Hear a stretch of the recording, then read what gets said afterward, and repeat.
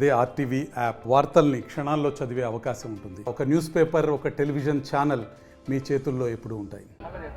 ఈరోజు రాష్ట్ర దేశవ్యాప్తంగానే కాకుండా కడప జిల్లాలో కూడా కడప పార్లమెంటులో కేవలం 2 స్థానాలు మాత్రమే జగన్మోహన్ రెడ్డికి.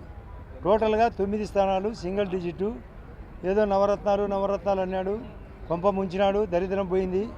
ఈ రాష్ట్రానికి పోయింది, ముఖ్యంగా కడప జిల్లాకు పోయింది, జమ్మలమడుకు మరింత పోయింది. చాలా చేయాల్సిన పనులు ఉన్నాయి. ఇష్టం వచ్చినట్టు అప్పులు చేసినాడు, ఇష్టం వచ్చినట్టు తప్పులు చేసినాడు, కొవ్వుగా వ్యవహరించాడు. లోకల్ బాడీ మాదిరి ఎలక్షన్లు జరపాలని ప్రయత్నం చేసినాడు. ఎప్పుడైతే ఎన్డీఏ కూటమి జరిగిందో అధికారులకు, వ్యాపారస్తులకు, ప్రజలకు, యువతకు అందరికీ నమ్మకం ఏర్పడడం వలన, నాతో పాటు చాలామంది గట్టిగా సహకరించడం వలన మా కుటుంబంలో కూడా చిచ్చు పెట్టాలని చూసినాడు జగన్మోహన్ రెడ్డి. ఆ పప్పులేం ఉడకలే, వాళ్ళ కుటుంబంలోనే చిచ్చు జరిగింది. ఆ షర్మిలమ్మ గట్టిగా పోటీ చేసిన మా భూపేశ్ రెడ్డి గెలిచేవాడు, లేదా ఆమె పోటీ చేయకపోయినా కూడా మా భూపేశ్ రెడ్డి కూడా గెలిచేవాడు. ఆమె ఒక విధంగా పట్టి పట్టనట్టు ప్రవర్తించడం వల్లనే ఆ అవినాష్ రెడ్డి అయినా గెలవడం జరిగింది. లేకుంటే అది పోయేది, ఆ కర్మ పోయేది. ఒకవైపు నా మీద కోడికత్తి కేసు, ఒకవైపు వివేకానంద రెడ్డి కేసు, ఒకవైపు ఒక సిబిసిఐడి కేసు, ఒకవైపు కేశవరెడ్డి కేసు. నా మీద అన్ని రకాలుగా ప్రయత్నం చేసి నేను చంద్రబాబు నాయుడు గారిని కలిసినప్పుడు చెప్పిన, మీరు మా పార్టీలో ఉంటే బాగుండంటే నువ్వు బ్రహ్మాండంగా చెప్తావు, రఘురామకృష్ణరాజు కన్నా సినిమా ఆపే జరిగింది, నాకు ఫుల్ సినిమా జరిగేదని. నేను బీజేపీ పార్టీ నన్ను చాలా ఎక్కువ గొప్పగా కాపాడింది. అతని పప్పులు ఉడకలే, దరిద్రమైన పరిస్థితుల నుంచి నేను బయటపడినా.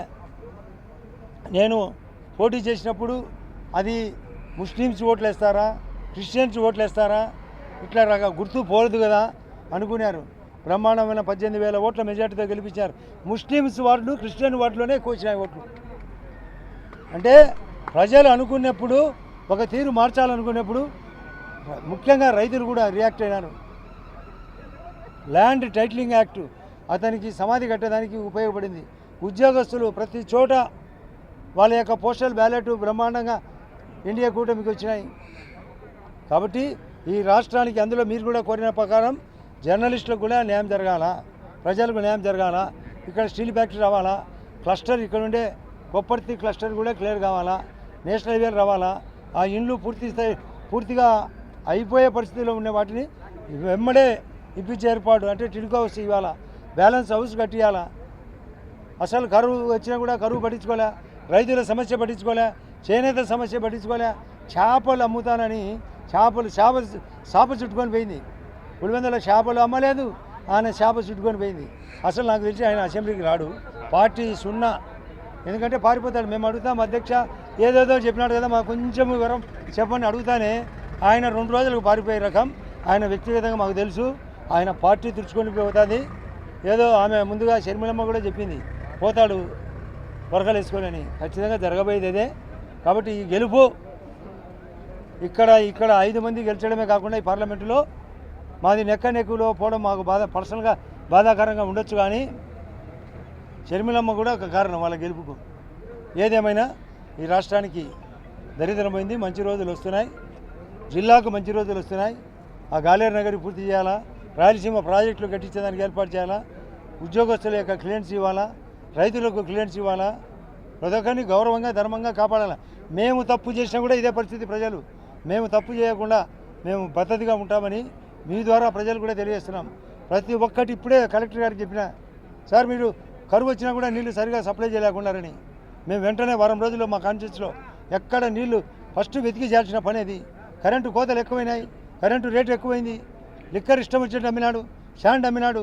ఇక్కడ ఉండే మళ్ళీ నల్లమల్ల కొండల్లో నుంచి ఆ దేవుడిచ్చిన ఎర్రచంద్రం అమ్మినాడు దరిద్రుడు, గనులు ఆక్రమించుకున్నాడు. ప్రతి ఒక్కటి మోసము, ప్రతి ఒక్కటి తప్పు. అతని ధనదాహానికి బలైంది రాష్ట్రం. కాబట్టే మోడీ గారు చెప్పినట్లు అతన్ని దూరం పెట్టడానికి కారణం మా మోడీ గారు కూడా, ఎన్డీఏ కూటమి. ప్రజల యొక్క పరిస్థితి కొన్ని ఛానళ్ళు చెప్తే అవహేళన చేసినారు గెలుస్తారా లేదని. అన్ని ఛానళ్ళు చెప్పిన దానికంటే మంచి మెజార్టీ వచ్చింది ఇక్కడ వరకు. ఇది అవునో కాదో మీరు అందరూ ఛానల్ వాళ్ళు ఇక్కడే ఉన్నారు. అంచనాకు మించి జరిగింది. అంచనాకు మించి మేము మంచి చేస్తాం, అంచనాకు మించి అభివృద్ధి చేస్తాం. మేము అటు నేను బీజేపీ పార్టీలో ఉండడం వల్ల అటు సెంట్రల్కు స్టేట్కు అనుసంధానంగా ఉండి ఈ జిల్లాని ఈ రాష్ట్రాన్ని కాపాడాల్సిన అవసరం ఎంతుందని మీ ద్వారా మా ప్రజలకు అందరికీ తెలియజేస్తున్నా. అందరికీ నమస్కారం. వివేక హత్య కేసు విషయంలో ఇప్పుడు నాన్పుడు ధోరణి అవలంబిస్తున్నారు కదా మీ పార్టీ, అంటే మీ కూటమి అధికారంలోకి వచ్చింది. ఈ నేపథ్యంలో వివేక హత్య కేసులు ఏమన్నా తిరగదోడే అవకాశాలు ఏమైనా ఉన్నాయి? అసలు స్పీడప్ చేస్తాం. నేను ఇంతకుముందు చెప్పిన ఫస్ట్ పార్ట్ 90% అయింది. ఆ 10% పార్ట్ 10% పార్ట్ అవినాష్ రెడ్డి కూడా లోపలికి పోతాడు. అంతేకాకుండా వెనకాల ఉంది ఆది దంపతులు జంట, వాళ్ళ యొక్క పాత్ర కూడా ఉంది, వాళ్ళది కూడా బయటికి తీస్తాం. ఆది దంపతులు ఎవరో తెల్లా, ఈ రాష్ట్రానికి పట్టిన దరిద్ర దేవతలు ఇద్దరు. ఆమె భారతీ భర్త జగన్ రెడ్డి. ఆయన జగన్ రెడ్డి కాదు, భారతీ భర్తగా గుర్తింపు పొందినాడు. ఇక్కడ భారతీయ రాజ్యాంగాన్ని ఆమోదించినాడు. అందరూ రాజారెడ్డి రాజ్యాంగం అంటారు. రాజారెడ్డి పాపం అంత రాజ్యాంగం కాదు, భారతీయ రాజ్యాంగం ఎక్కువైంది ఇక్కడ. బీజేపీ కోటాలో మంత్రి అంటున్నారు. అది మా వాళ్ళు పెద్దలు, మా కూటమి నిర్ణయించేది. మేము కూడా బీజేపీ పార్టీలో నేను 4వసారి ఇది గెలవడం, ఇది అంటే నేను టోటల్గా 4వసారి, పార్టీ పరంగా 3వసారి. అది మా వాళ్ళు కూర్చోబెట్టి మా వాళ్ళు చెప్పేదాని ప్రకారం జరుగుతుంది. ఏం పెద్ద మంత్రి అనేది నేను ఆల్రెడీ ఒకసారి మంత్రి చూసిన. మంత్రి కంటే కూడా మతరమైన పని చేయాల్సిన అవసరం ఉంది. అసలు బీజేపీ అంటే ఢిల్లీ పార్టీ, ఉత్తరాంధ్ర పార్టీ, అలాంటి పార్టీని కడప గల్లీలోకి తెచ్చారు మీరు. ఏంటి అసలు నేను వర్కర్ను, సిన్సియర్ వర్కర్ను, స్పీడ్ వర్కర్ను, ధర్మసాక్షిగా పనిచేసిన. నా మీద నమ్మకం ఉంది. ఆర్ఐడి అని, సెంట్రల్ స్కీమ్స్, బీఆర్జేప్ అని, ఎంఎన్పి గ్రాంట్ అని, సిపిడబ్ల్యూఎస్ ప్రోగ్రామ్ అని, స్వజలధార అని సెంట్రల్ స్కీమ్స్ ఎప్పుడో తెచ్చిన మా కాన్స్టిట్యున్సీ మీరు కావాలంటే చెక్ చేసుకోండి. హౌసింగ్లో ఫస్టు, రోడ్లలో ఫస్టు, సబ్ స్టేషన్లో first, ration card first, plus పెన్షన్లో first, CM relief fund first. నాది గుర్తించారు. మా మహానుభావుడు సుధీర్ రెడ్డి అందరిని తిట్టడము, ఏ పని చేయకపోవడము, నేను ప్రతి దాంట్లో సమస్య పెట్టడము, అతనికి నాకు వార్ జరిగింది. ఆ వార్లో భాగంగా పొలిటికల్ వార్లో నేను సులభంగా గెలిచిన. పార్టీ పరంగా నేను అందులో ఇండిపెండెంట్గా, నేను ఇండివిజువల్గా పనిచేసే కార్యకర్తను. మీరు గెలిస్తే కొండాపురం R&Rకి అదనంగా 2 లక్షలు ఇస్తామన్నారు. తప్పకుండా R&Rతో తప్పకుండా. అదే కాకుండా రాజోలికి కూడా 12.5 లక్షలకు ఇంకొక 12 లక్షలు కలిపి 24 లక్షలని ప్రకటించిన. అది కూడా జరుగుతుంది. మాకు ఏసీ సిమెంట్ క్లియర్ అవుతుంది, మా స్టీల్ ఫ్యాక్టరీ క్లియర్ అవుతుంది, మా యొక్క రాజోలితో పైన గండికోట టూరిజం క్లియర్ అవుతుంది. అదే కాకుండా జిల్లాలో కూడా చేయాల్సిన పనులు ఉన్నాయి. క్లస్టర్ ప్రధానం ఇక్కడ పక్కనే కొప్పర్తి క్లస్టరు. ఆ ఎయిర్పోర్ట్ కూడా ఫ్లైట్లు మళ్ళీ ఉడాన్ స్కీమ్ తిరిగి క్లియర్ కావాలా, లేకుంటే ఫ్లైట్స్ హైదరాబాద్కు పోయే పరిస్థితి లేదు ఇక్కడ. కాబట్టి చేయాల్సిన పనులు ఉన్నాయి. కొన్ని రైల్వే స్టేషన్లలో రైలు కూడా ఆపాలా, రకాన్ని కాపాడాలా.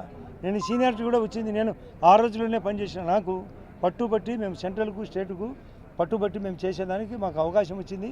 ఇది మీరే చూస్తారు 100 డేస్లో మేము చేసే పనులు ఏంటి అని. మీరు 100 డేస్ తర్వాత మీరే క్వశ్చన్ చేయొచ్చు. Only 100 days challenge. ఏ ప్రాధాన్యత ఇస్తారు భూపేష్ రెడ్డి గారికి?